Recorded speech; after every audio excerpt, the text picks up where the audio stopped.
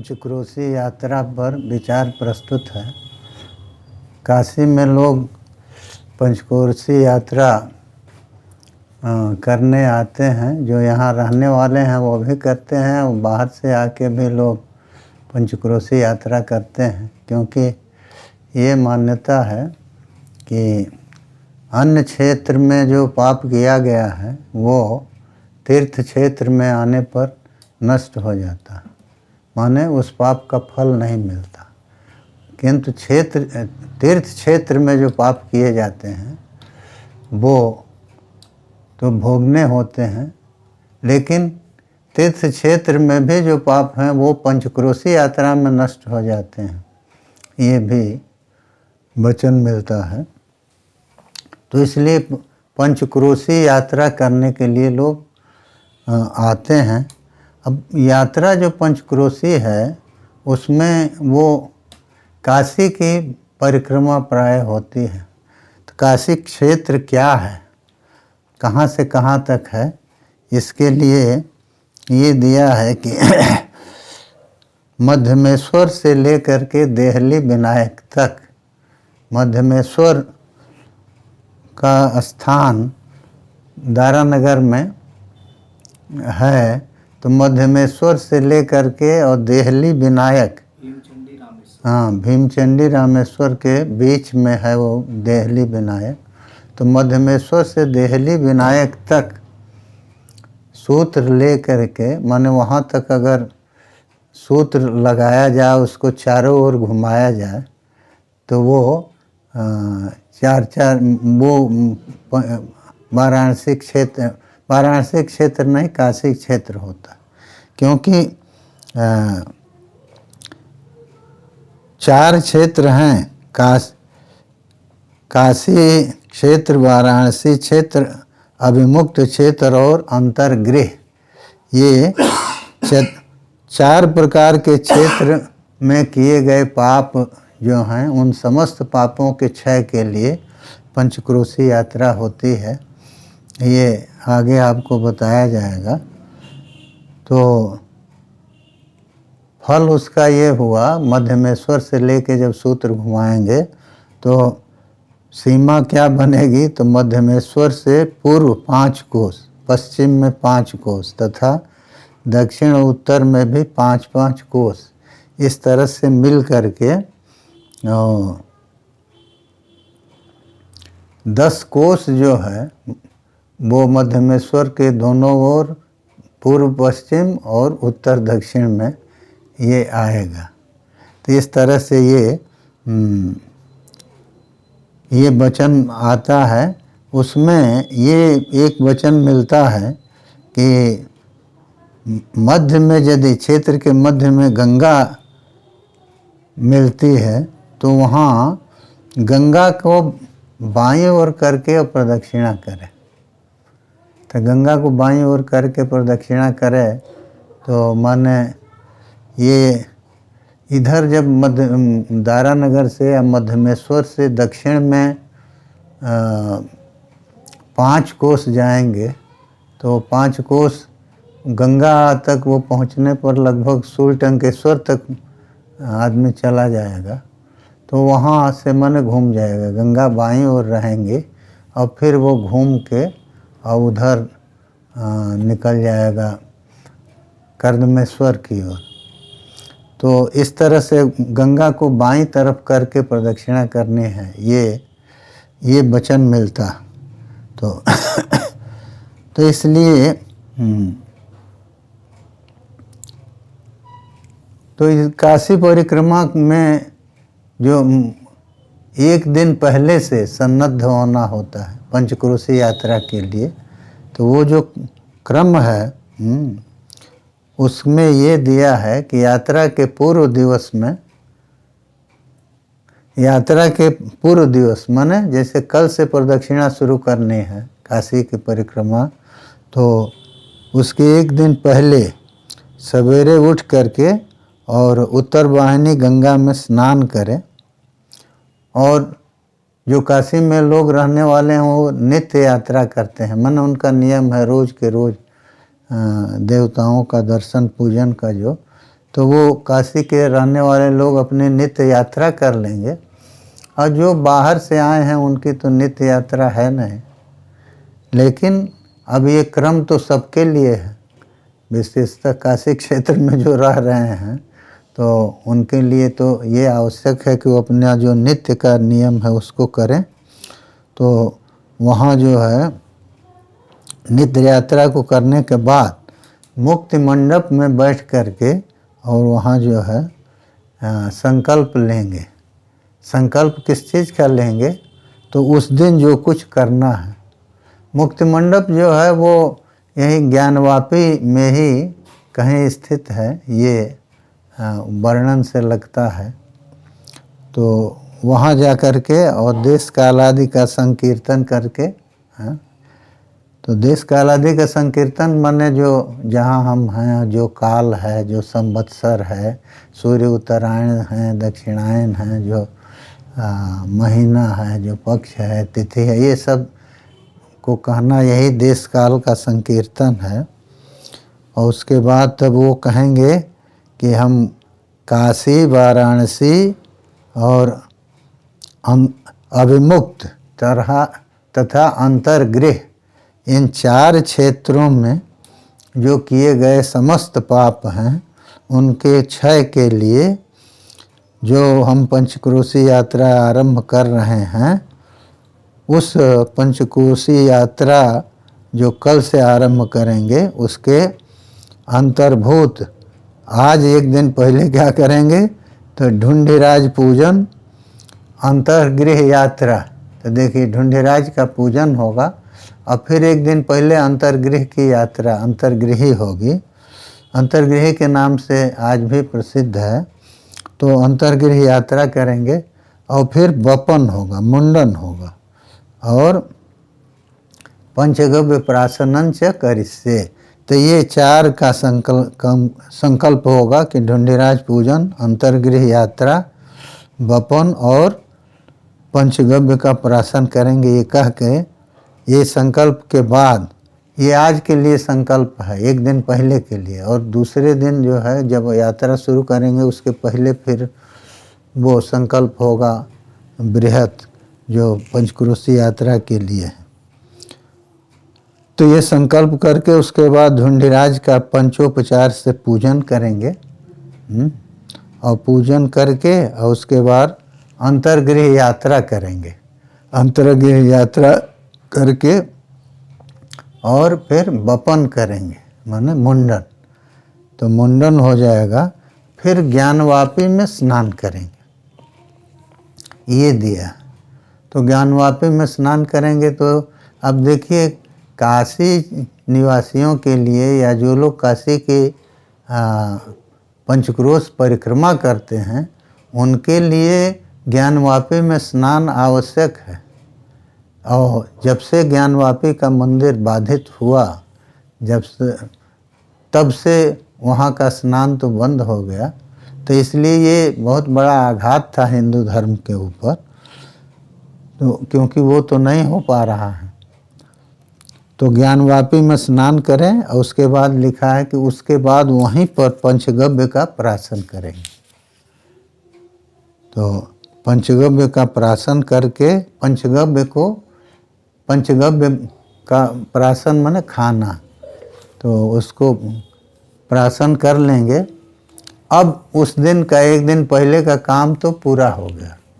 अब उस दिन यदि समर्थ हो तो उपवास करे और न समर्थ हो तो हविष्यान्न खाए। हविष्यान्न जो है गेहूँ चावल, ये माने अन्य कोई मादक चीज़ या मांस आदि का भक्षण न करे। तो हविष्य का भोजन करें और उसके बाद वो वहीं रात्रि में रुक जाएगा। फिर यात्रा के लिए जो दूसरे दिन हम प्रारंभ करेंगे तो उस दिन उत्तर वाहिनी गंगा में स्नान। काशी में गंगा उत्तर वाहिनी है। गंगा जो है उनको आप हरिद्वार से और गंगा सागर तक देखिए तो वो हर किसी न किसी रूप में हर जगह, कहीं पूर्व वाहिनी दिखती हैं, कहीं उत्तर वाहिनी दिखती हैं। कहीं पश्चिम वाहिनी भी दिखती हैं, थोड़ी दूर तक वो पूरब चलते चलते वो फिर घूम के पश्चिम की ओर जाएंगी, फिर इधर चलेंगी। तो पूर्व वाहिनी, उत्तर वाहिनी, पश्चिम वाहिनी, ये सब दिशाओं में उनका वो दिखाई देता है स्रोत का बहना। तो इसलिए काशी में उत्तर वाहिनी गंगा है, तो उत्तर वाहिनी गंगा में स्नान करके और फिर वो यात्रा के लिए सज्ज होगा, यात्रा के लिए तैयार होगा। तो फिर नित्य यात्रा अपनी करेगा, जैसे काशी में रहने वाला, तो नित्य यात्रा करके और फिर अब यात्रा के लिए भवानी और शंकर का पूजन करेगा। तो भवानी का अन्नपूर्णा जी का पूजन और भगवान विश्वनाथ का, शंकर जी का पूजन करके और फिर वहीं पर मुक्ति मंडप में बैठकर अब आज काशी माने पंचक्रोशी यात्रा का संकल्प करेगा। तो वहाँ बैठ के और ये संकल्प करेगा, उसमें भी वो फिर अपना देश काल का संकीर्तन करेगा और फिर करके और ये कहेगा कि हमने काशी, वाराणसी, अभिमुक्त और अंतर्गृह रूप 4 क्षेत्रों के भीतर जो ज्ञानाज्ञान, कामा काम, माने ज्ञान में अज्ञान में, हाँ, कामना से अकाम हो करके, सकृत माने एक बार, असकृत माने बार बार, जो कायिक, वाचिक, मानसिक और सांसर्गिक, संसर्ग से भी दोष आते हैं, तो कायिक, वाचिक, मानसिक, सांसर्गिक ये जो दोष हैं, और स्पृष्टास्पृष्ट, भुक्ता भुक्त, माने स्पृष्टता का दोष, अस्पृष्टता का दोष, माने ये है ना, जैसे देखिए पाप कैसे संक्रांत होते हैं।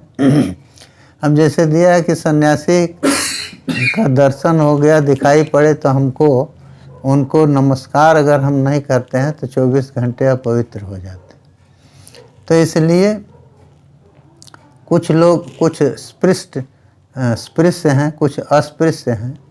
तो जो भी दोष स्पृष्टास्पृष्ट का आया या भुक्ता भुक्त का है, कुछ खाना चाहिए और कुछ नहीं खाना चाहिए, तो जो खाना चाहिए वो नहीं खाया, जो नहीं खाना चाहिए अभुक्त है उसको खा लिया, तो ये सब भी भुक्ता भुक्त जो, और पीता पीत, कुछ पेय है कुछ, तो उसका पान नहीं किया, तो सकल इस प्रकार के संपूर्ण जो उपपातक, लघुपातक हैं, ये सब हैं। और संकरीकरण, मलिनीकरण, अपातीकरण, 3 तरह के पाप होते हैं जो, तो संकरीकरण और मलिनीकरण और फिर जो है अपात्रीकरण। तो अपात्रीकरण का मतलब है कि वो उस पाप से वो कर्म का अपात्र हो जाता है, धनादि के लिए शुद्ध पात्र नहीं रह जाता। तो इन सब पातकों के दूर करने के लिए और जाति भ्रंश कर्म होते हैं, जैसे दिया है कि शूद्राम शयन मारोप्य ब्राह्मण्यादेव हीयते, ये दिया कि शूद्रा को अपने शयन पर यदि आरोपित किया तो बैठाया अपने सैया पर, तो ब्राह्मण्य से ही वो हीन हो जाता। तो ये जो है ये जाति भ्रंशकर पाप है। और प्रकीर्णक पातक जो हैं वो बहुत से हैं, और जो संभावित पाप हैं जो उनके भी निराश के लिए अब पंचक्रोशी कर रहा है, तो दे रहे हैं कि आगे जो संभावित पाप हैं, मान लीजिए क्षेत्र में रहा तो ज्ञाता ज्ञात पाप तो उसके बाद भी होते रहेंगे। अरे आप चल रहे हैं और चींटी या चींटा ये दब के मर गए या कुछ और हुआ, तो ये सब तो होते रहते हैं।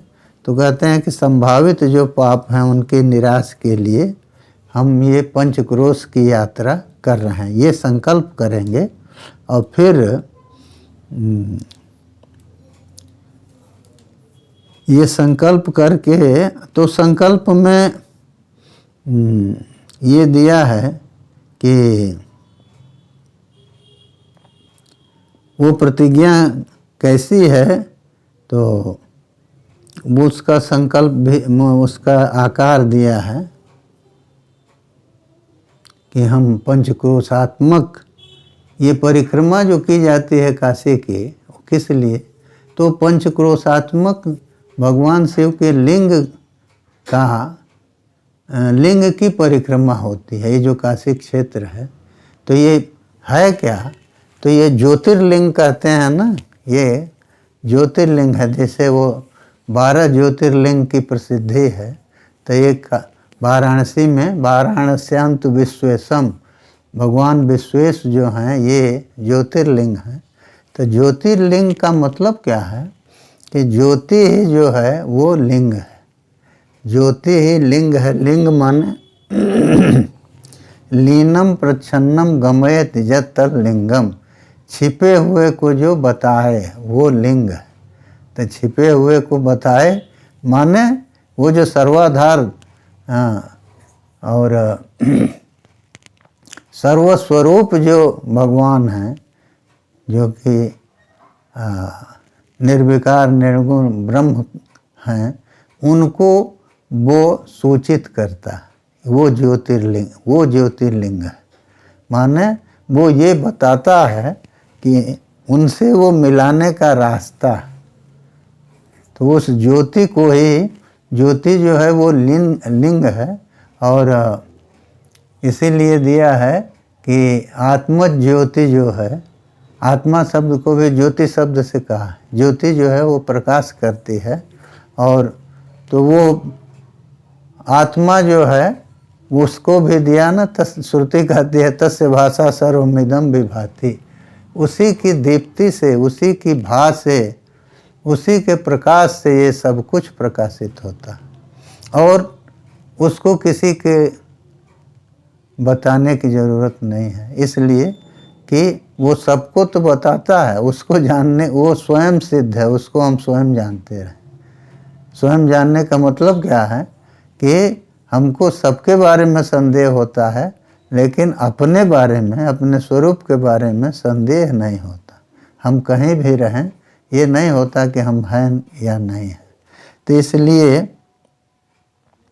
ये ज्योतिर्मय लिंग है, उसकी परिक्रमा होती है। तो उसमें जो है ये दिया है कि पंचक्रोशात्मकम लिंगम ज्योति रूपम सनातनम।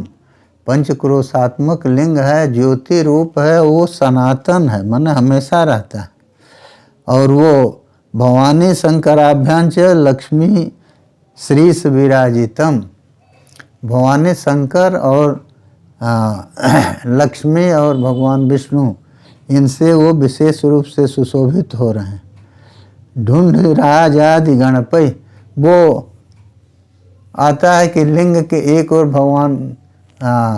भगवान शंकर का और दूसरी भगवान विष्णु का, ऊपर ब्रह्मा जी का ये ध्यान है, और नीचे बराह रूप में विष्णु का। तो ये चारों ओर दिया, तो इसीलिए दिया है कि वो भवानी शंकर से और लक्ष्मी और श्री माने श्री के ईश भगवान विष्णु, ये दोनों से वो विशेष रूप से दीप्तिमान हैं, विराजित हैं। और ढूंढिराजादि गणपति 56 भीरावृतम, ढूंढिराज आदि 56 जो विनायक हैं, 56 गणेश जी हैं, उनसे वो आवृत हैं। और द्वादशादित्य सहितम, 12 आदित्य जो हैं वो उनसे वो सहित हैं, माने उस लिंग के भीतर, लिंगात्मक जो काशी क्षेत्र है उसमें ये 12 आदित्य भी हैं। और नृसिंह केशवैर्युतम, नृसिंह और केशव, तो इसीलिए आदि केशव जो है वो काशी में है, और नृसिंह भगवान का भी मंदिर है काशी के पास। तो इस तरह से नृसिंह केशवैर्युतम कृष्ण रामत्रययुतम कूर्म मत्स्यादिभिस्तथा। तो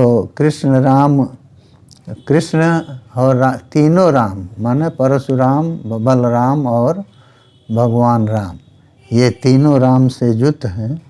और कूर्म मत्स्य आदि जो अवतार हैं उनसे भी वो काशी क्षेत्र युक्त है। अवतारैरनेकैश्च युतं विष्णु शिवस्य च। तो ये अनेक अवतारों से ये युक्त है क्षेत्र, और शिव और विष्णु की जो गौरियादि शक्ति है, माने शिव की शक्ति गौरी हैं और विष्णु की शक्ति जो हैं वो श्री हैं। तो उनसे गौरियादि शक्ति फिर जुष्टम एवं कुर्याम प्रदक्षिणम, इस तरह का जो क्षेत्र है उसकी हम प्रदक्षिणा करेंगे। तो ऐसा बोल के और बद्धांजलि हाथ जोड़ के और प्रार्थना करेंगे। प्रार्थयित महादेवम महेश्वरीम, प्रार्थना क्या करेंगे कि पंच महादेव और महेश्वरी माने भवानी अन्नपूर्णा से प्रार्थना करेंगे कि पंचक्रोश से यात्रा वही करिष्ये विधि पूर्वकम, मैं पंचक्रोश की विधि पूर्वक यात्रा करूँगा। प्रीत्यर्थम तव देवेश, हे देवेश आपकी प्रीति के लिए, और एक तो ये प्रयोजन हो गया कि आपकी प्रीति मिले, और फिर संपूर्ण पापों के सर्वाघौघ प्रशांतये, आपकी प्रसन्नता हो और सभी पापों की प्रशांति हो जाए। तो देखिए भगवान की प्रसन्नता हो जाएगी और उसके साथ साथ सभी पाप जो हैं वो भी नष्ट हो जाएं। तो इसके लिए प्रार्थना किए। तो इस तरह से संकल्प को पूरा करेंगे, और फिर वहाँ से मौन हो करके मौनेन विश्वेशं च पुनः पुनः प्रणिपत्य, मौन हो करके और विश्वेश भगवान शंकर को बार बार प्रणाम करके, जैसे दिया है भागवत में कि जब ब्रह्मा जी का मोह गया है तो गोप वेशधारी बाल कृष्ण के सामने बार बार उठते हैं, प्रणाम करते हैं, फिर भूमि पर लेट जाते हैं, फिर उठते हैं, फिर प्रणाम करते हैं। तो ये वहाँ आया है। तब वही कहते हैं कि पुनः पुनः उनको प्रणाम करके भगवान विश्वेश्वर को, और तब फिर जो है अपने द्वारा किए गए अपराधों का स्मरण करेगा। तो अब वो अपराध क्या हैं? तो काशी क्षेत्र में मान लीजिए जो रह रहे हैं, तो और जो पाप हैं उनको तो छोड़ दीजिए, कम से कम काशी क्षेत्र में वो मलमूत्र त्याग करेगा, थूकेगा, ये सब तो करता है। इसीलिए सुनते हैं कि हरिहर बाबा रहते थे गंगा के किनारे, 80 पर तो बहुत दिन रहे। तो वो काशी माने गंगा के उस पार जाके मलमूत्र का त्याग करते थे। तो मल्लाह लोग जो हैं वो ले जाते थे। एक अप्रासंगिक तो नहीं है, लेकिन प्रासंगिक इस अंश में है कि एक आरा के ठाकुर थे, वो देखे थे इस चीज़ को, तो हमको उन्होंने मिलने पर बताया था। उनकी पत्नी का देहांत होने पर वो आए थे काशी, और उनको ये था कि अब हम संन्यास ले लेंगे। तो हरिहर बाबा के नौका के पास रात में वो वहीं कहीं रहे होंगे। तो भोर में जब वो 3 साढ़े 3 बजे या जो भी समय रहा हो, भादों की रात में बाबा जब गंगा में कूद गए, वो जाने के लिए उस पार। तो मल्लाह लोग दौड़े और फिर आके नाव और ले आए। तो ये कुछ दूर तो बाबा वैसे तैरते गए, उनके पीछे अभी तो जुआ थे, तो ये भी उनके पीछे चल पड़े। तो डर रहे थे, तो बाबा बोले, बाबा तो सब जानते थे, तो बाबा ने यही कहा कि क्या डरते हो, माँ की गोद में हो, फिर डर क्या रहे हो। तो ये उन्होंने सुनाया था। फिर उसके बाद जब बाबा आए तो उन्होंने इनको समझाया कि देखो ये नहीं है, इतना आसान नहीं है महात्मा बनना। और फिर कहे कि जाओ, चिड़िया वाली आएगी और तुम्हारे संतान भी बताए कितनी संतान होगी। तो ये लौट के चले आए।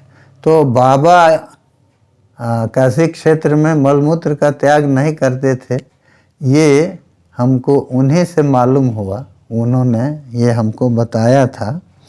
तो इसलिए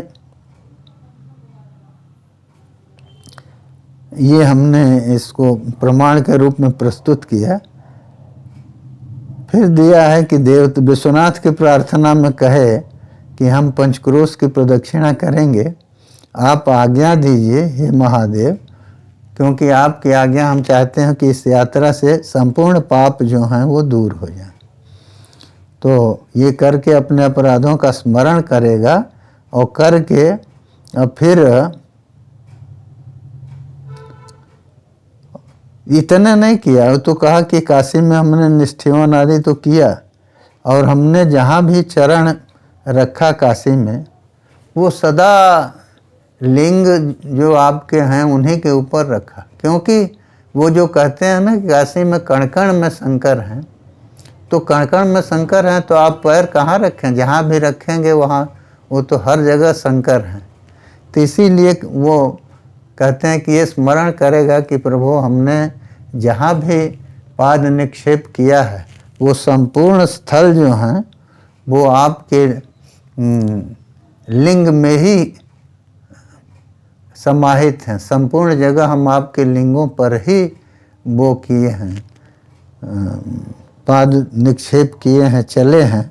तो वो पाप शांत हो जाए, उसके लिए हमको आप अनुज्ञा दीजिए। हाँ। और कहे कि ये भी है कि काशी में जो जलचर हैं वो भी हमारे कहीं मान लीजिए गंगा स्नान आदि के समय हमारे पैर के आघात से अगर मरे हैं तो वो भी तो सबके सब शिव स्वरूप हैं, तो उस पाप की शांति हो, तो इसलिए भी आप हमको अनुज्ञा दें। और क्योंकि आपकी अनुज्ञा से फिर हमारी यात्रा पूरी होगी, तो इसलिए हम चाहते हैं कि ये सभी पाप शांत हो जाएं। और ये तो जलचरों की बात हुई। काशी में जो स्थलचर हैं, ज़मीन पर जो चलने वाले हैं, वो चाहे जो भी हों, वो सभी जो कीट आदि हैं, वो अगर हमारे पादाघात से दबे हैं तो या हमारे हाथ से मरे हैं, तो वो भी सभी पाप जो हैं हमारे शांत हो जाएं। एक बात और कहा कि काशी में जो लोग अन्नार्थी हैं, तो उनको यदि हमने समर्थ रहते हुए भी, हमारी सामर्थ्य है, हम दे सकते हैं अन्न, लेकिन अन्नार्थी है, अन्न के लिए आया, उसको हमने नहीं दिया, तो क्यों नहीं दिया, तो हमारे अंदर लोभ आ गया।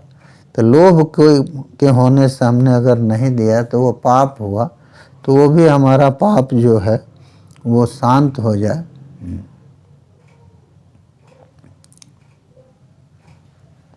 एक बात और कहते हैं कि वो कहेंगे कि हे प्रभु, हमने शक्ति रहते हुए, सशक्त रहते हुए हमने अच्छी तरह से अंतर्गृह की प्रदक्षिणा नहीं किया, तो वो पाप है, तो वो पाप भी शांत हो जाए। काशी में रह करके हमने कभी यदि झूठ बोला, हाँ, तो वो वाणी अगर हमारे मुंह से निकली, तब फिर सर्वपूर्ण हरा संभो, तो अनृत है। झूठ का बचना, झूठ का वचन जो है, झूठ निकलना, उससे सर्व पुण्य का क्षय हो जाता। तो इसलिए वो पाप भी शांत हो जाए। इसके बाद एक है कि यदि हमने काशी में रह के कदाचित बिना भस्म धारण किए हुए और जल पी लिया तो प्रमाद पूर्वक भी, तो वो पाप भी हमारा शांत हो जाए। और ज्ञानवापी का जो रम्य जल है उसमें भ्रम से भी कभी हमने यदि स्नान नहीं किया, माने एक बार भी स्नान नहीं किया, तो उससे स्नानम न कृत में शानस तत्पापम शांति में ये तो वो पाप भी हमारा शांत हो जाए। और कहते हैं कि भगवान वीरेश्वर का हमने यदि भ्रम से भी कदाचित उनकी अर्चना नहीं किया, क्योंकि वो भी हमारा आप सर्वार्थद हैं, सभी अर्थों को, सभी प्रयोजनों को देने वाले हैं, तो वो भी हमारा आपकी कृपा से वो शांत हो जाए। तो इसमें और फिर दिया है कि श्रीमान पशुपतिशोपि पशुपाश विमोचक कदाचिन नार्चिता संभो। यदि पशुपतिश की हमने कभी अर्चना नहीं किया, तो पशु जो हैं वो जीव हैं, और उसके पति भगवान शिव हैं पशुपति।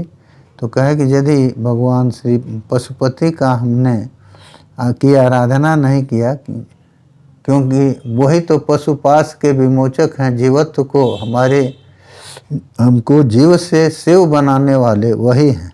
तो वो यदि हमने नहीं किया उस पशुपतिश की अर्चना, तो फिर